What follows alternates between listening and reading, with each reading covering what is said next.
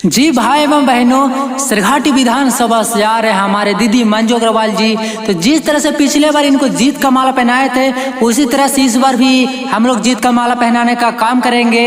अब इनको से अच्छा नेता कहीं नहीं मिलेगा। ईमानदार नेता है, सुख दुख में हमेशा खड़ा रहते हैं। तो हमारे तरफ से हाथ जोड़कर रिक्वेस्ट है सबसे कि फिर इस बार इनको विधायक बनाने का काम करेंगे हम लोग।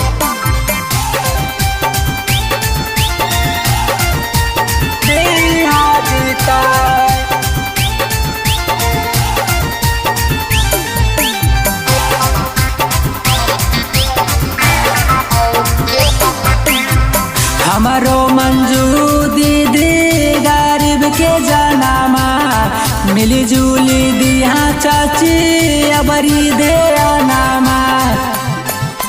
ये चाची हमारो मंजू दीदी गरीब के सनामा, मिली जुली दिया चाची अबरी दे नामा।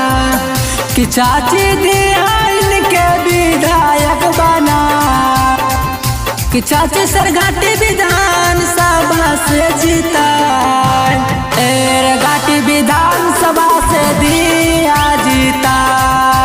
मंजू दीदी के चाची विधायक बना, घाटी विधान सभा से दिया जीता।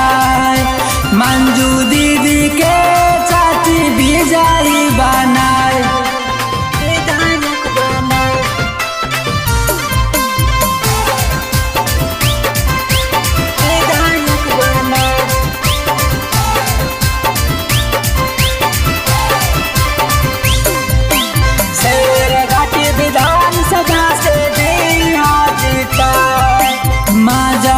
किसाना माँ के हाथिन दीदी जनामा, गरीबा दुखियन पर दे हाथिन दिया नामा।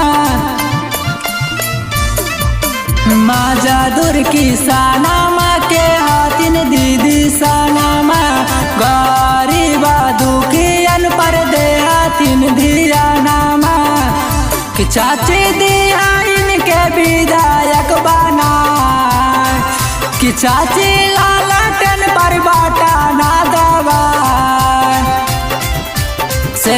घाटी विधान सभा से दिया जीता। मंजू दीदी के चाची विधायक बना, घाटी विधान सभा से दिया जीता। मंजू दीदी के चाची विजयी बनाए।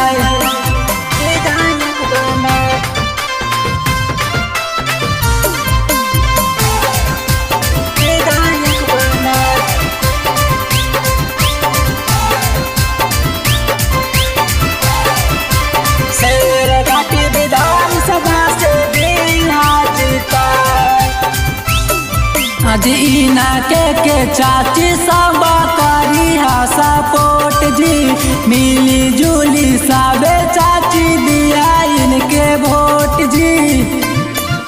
ये चाची इना के सबे चाची करी सपोर्ट जी, मिली जुली सबे चाची दिया इनके वोट जी। मिल के धन